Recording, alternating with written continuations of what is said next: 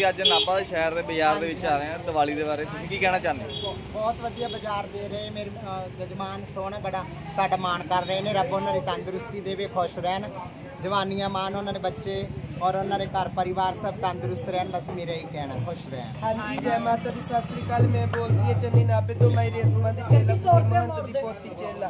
नाभे शहर के विच बाजार मंगल लगे हुए हैं। राजी रहन साडे जजमान जेडे सानू खुश हो के कोई 1100 दे रहे, कोई 500 दे रहे, कोई 200 दे रहे, खुश हो के ले रहे। राजी रहन, परमात्मा राजी रखे, बच्चे वाले को तंदुरुस्ती देवे, जेडे साडे ढिड भर रहे राजी रहन, तंदुरुस्ती देवे सारे।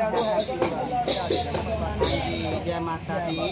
मेरे नाभे शहर चो बड़ी सोहनी दिवाली दे रहे, बड़े खुश हो के मेरे दाते जजमान बड़ी सोहनी चावां नाल लाडा नाल बड़ा सोहना बाजार मंग रहे धूम धाम नाल नाभे दे अंदर बहुत सोहना। राजी रहन मेरे दाते जजमान जिन्हां दे घरां चों लैके खाने आ। रब खैर करे मेरा राजी सारियां नूं। जय माता दी, जय श्री राधे कृष्णा। मैं रेखा बोलदी हां, राहों वाली डिस्ट्रिक्ट शहर वाली।